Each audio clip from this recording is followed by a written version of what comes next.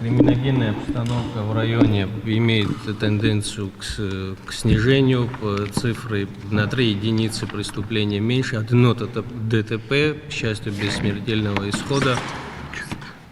Вопрос электроэнергетики. Относительно аналогичного периода прошлого года на первый квартал текущего года в районе было потреблено на 1,8 миллион киловатт-часов меньше, что составляет 35,9, и прошлый период 37,7 миллионов киловатт-часов было полезного отпуска в Сухумском районе. Процент собираемости за электроэнергию составляет 13,7%. Объем задолженности из года в год растет. На сегодняшний день, по итогам первого квартала, объем задолженности составляет 28 миллионов рублей. Сколько денег поступило в этом году? 4,4 миллиона рублей. За аналогичный период прошлого года 2,4 миллиона рублей было собрано. Из физических и юридических лиц. Понятно. Дальше. Так. Дальше. Вовремя.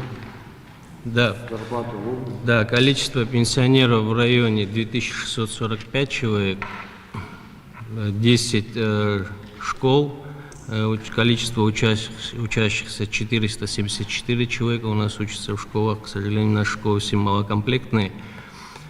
Число трудоспособного населения 6669 человек. К сожалению, цифры по занятости на сегодняшний день у меня некорректны, ввиду того, что не все организации сдали отчетный баланс за первый квартал. По итогам прошлого года число занятых и в госсекторе, и в частном секторе составляли 863 человека. Из общего числа 6669 трудоспособной части населения. Что касается индивидуальных предпринимателей, юридических лиц, состоящих на налоговом учете в МНС по Сухумскому району, 170 юридических лиц зарегистрировано и 478 индивидуальных предпринимателей, которые занимаются различного рода деятельностью, и исходя из чего формируется вообще доходная часть бюджета Сухумского района. За прошедший период на разрешение различного рода инфраструктурных вопросов из бюджета района было выделено 14,6 миллионов рублей.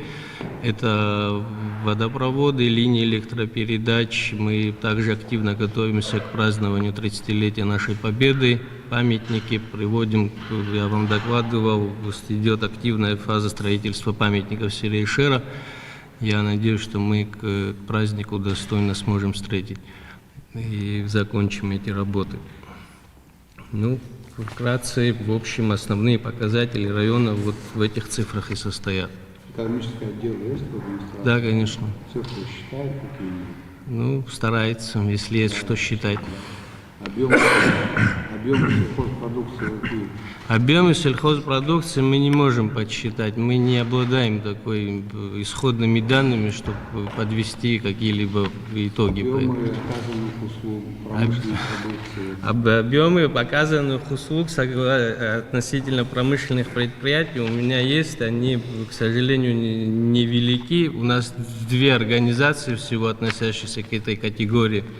Поэтому озвучивать Почему их... объемы сельхозпродукции вы посчитать не можете? В чем? Ну, тут надо понимать структуру этого объема. Если говорить о государственном секторе, да, из числа сельхозпредприятий, из ожидаемого урожая можно какие-то цифры делать, но общий объем сельхозпродукции складывается не из частного сектора большей частью. Подсчитать эти цифры, я не знаю, как это возможно сделать. У нас нет исходных данных, сколько плодово-ягодных культур, сколько цитрусовых. Почему вы консервируете исходные данные? Не знаю, методику сбора этой информации не могу. А что там методика? Глава района, глава села есть? А что там по хозяйственной книге нашей? По хозяйственной книге информация, да, содержится, но много культур культивируется в районе, выращивается. Это и овощи, это ягоды, но учет этих хозяйств, то есть они настолько мелкие и кустарным образом все происходит, что посчитать, какой объем был произведен и на какую сумму реализован, не представляется возможным. Эти суммы будут очень относительными. Да, а структура невозможно это посчитать. Слушай, скажи мне такую вещь, Беслан. Глава села, который работает много лет в селе, мы его обязываем такие данные или нет? Глава села знает, сколько мы выращиваем сельскохозяйственного хозяйства. Ну я же не говорю, сколько выращивается укропа, сколько выращивается конопли. Это не обязательно. Цитрусовые, многолетние культуры. По цитрусам возможно, да. У кого какие-то плантации могут быть, еще что-то. Неужели это не интересно знать? Главный сел знает. А если главный сел знает, тогда почему это не должен знать глава? Они, Главный сел знает? я сомневаюсь, что в большей степени корректные цифры известны. По цитрусам, да, потому что есть старые данные. По цитрусам можно будет определить объем. Ну, по основным культурам хотя бы сельскохозяйственные районы, если вы этого не будете знать, это же не так сложно. Это приблизительная информация есть, да, но просто для отчетности это будет некорректно. Принял замечание.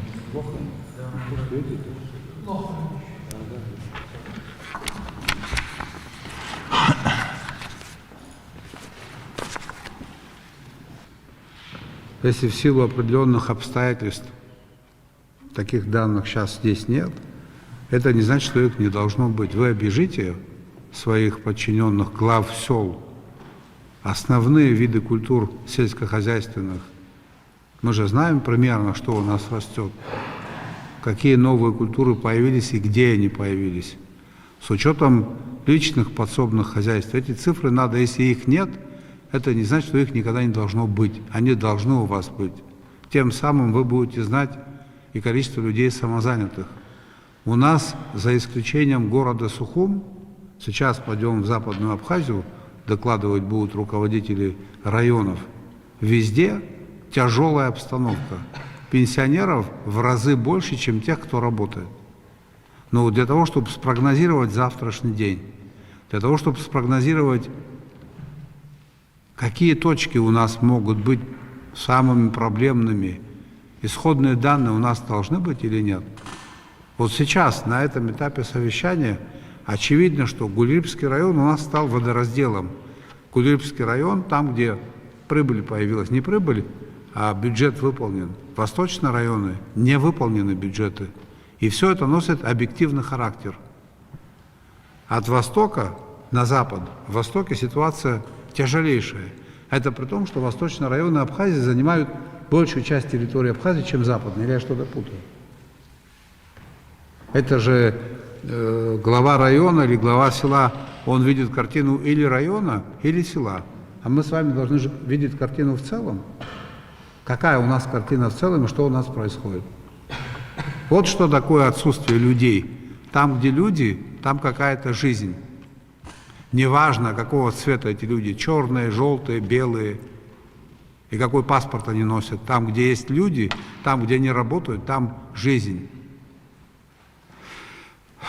Поэтому, уважаемые главы, дорогие коллеги, уважаемые, люди, которые отвечают за все в районе, имущество, которым вы там располагаете, территории, население не такое большое, чтобы эти цифры не знать. Тем более вы уже работаете много лет все. И ни один вопрос я не задаю, который выходит за рамки компетенции вашей. Знаю, не знаю, забыл, есть, нету. С этим надо заканчивать. Сзади дышат те, которые говорят, что знают, в затылок дышат. Я не уверен, что они знают, но дышат уже. Это к тому, чтобы мы в этом смысле были более подготовлены. Ничего тут сложного нет. Иначе неправильная информация исходная приведет к неправильным решениям с соответствующими тяжелыми последствиями.